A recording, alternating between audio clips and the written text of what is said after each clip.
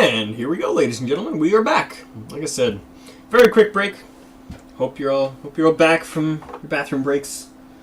It wasn't that long. Anyways, jumping right back into it. Game 2 between EXGamesPro and Ophion Gaming.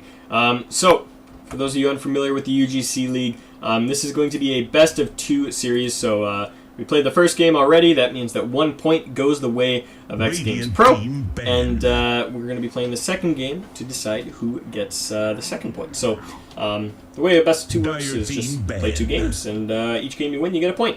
So there's a potential for you guys to go even 1-1, or for one team to go 2-0. So that's how she goes, and then those contribute to your league points. So currently, EXGamesPro, who is 8-6, picks up that 1 extra point that'll push them a little bit higher in the standings. That's ultimately what they want, of course. And we've got the 7-7, 7 wins, 7 losses on Ophion. So they definitely need these wins, and this loss is not doing them any favors. So if they can take this one back, they'll be 8-8, and they'll still be feeling good, man. That's a 50% win rate. That's definitely nothing to be ashamed of. So getting into the draft here, we got some similar picks, or some similar bans as the last game. We got the Invoker, we got the Void. Doombringer banned out this game instead of being picked, and the Darkseer. Kind of an odd ban out here. He wasn't banned last game, and he wasn't picked last game, so there really wasn't much reason to ban him out, but they're going to pick up the Death Prophet, so they got that available to him. Now, Death Prophet, ridiculously scary. Very, very scary hero, because if she gets any semblance of a mediocre early game, she just gets ridiculous in the mid. I mean, pushing down towers gets so scary, especially when she's surrounded by a team that can kind of, beef up and fight alongside her. You know, getting heroes like a Chen that has a lot of creeps around, getting things like a Doom. Obviously, they're not going to be in this game, but like a Doom and a Tidehunter and stuff that can just make engagements hell. She gets really ridiculous. And Ophion picking 2 very squishy ranged supports to try to deal with this, and I'm not sure I fully agree with this. I think in terms of Death Prophet, you need to out-beef her to really be effective against her. I mean, you need to be able to get heroes that can stand against her spirits for a short amount of time while they burst her down. You need to have heroes that are really strong and tanky, and I mean, these heroes aren't really popular in the meta right now, but things like Sven and Omni Knight are fantastic for dealing with Death Prophet, because you get the armor from Warcry on Sven actually does a lot to mitigate damage from Death Prophet's spirits. As well, you obviously have the ultimate of Omni Knight, which prevents physical damage. So it's a very good way to deal with her ultimate and get in on those engagements. Now that said, like I said, those heroes are not very popular in the meta because of a number of other reasons. I mean, they're not great laners, and they need a lot of farm. They have mana issues, things like that. So it's it's kind of hard to work them into a draft. But this is the exact reason why Death Prophet is very strong right now. But point being is that you really need some tankability and some team fight to be able to deal with her. And Disruptor and Ancient Apparition, I'm not convinced are the way to do that. We'll have to see how they play it out, though. I mean, if they execute it right, I'm sure it could be very strong. So, bans, we got the Marana picked up by EXGamesPro. They're going to take that this game. Ophion ran it last game. Not to great effect, but I guess EXGames feeling like they can play it a little bit better.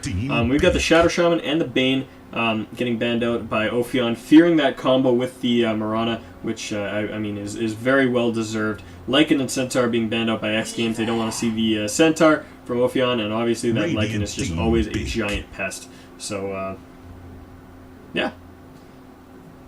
Ophion is dire as well, which makes a lot of which is also contributes to the Lycan ban. I mean, Lycan is a lot scarier on dire than he is on Radiant. He's still a great hero on Radiant, but having dire, being able to jump into that Roche by yourself really easily, and just having the way the map is set up from the dire side makes it really advantageous to be a Lycan on dire. The Weaver going to be the first pickup for Ophion here as well. So I don't hate Weaver against Death Prophet either. I mean, it's kind of a weird matchup as well, because Weaver, once again, a very squishy hero that can just get disintegrated if Death Prophet lands all her spells. You know, if she gets a good number of spirits on him and gets maybe a Crypt Swarm, he evaporates pretty damn quickly. As well, the silence does really, really well against Weaver. I mean, if you silence him, he can't Sakuchi, that holds him down, and he can get messed up. But on top of that, you know, Weaver is very good at maneuvering around Death Prophet. It's really hard for her to land her silence because it's got a big cast time and a pretty small AoE compared to Weaver's maneuverability. And as well, I mean, if there's no detection on the side of the Radiant, that means Weaver can just kind of jump in and out and not take much damage from the Spirit. So it's kind of a matter of playstyle, but right now Ophion is looking very, very squishy against a team that does a lot of burst damage. I'm not sure if it'll play out well for them. They do pick up an axe, so that'll beef them up a little bit and give them some of that initiation that they need, which I really do like. That'll work out very well for them.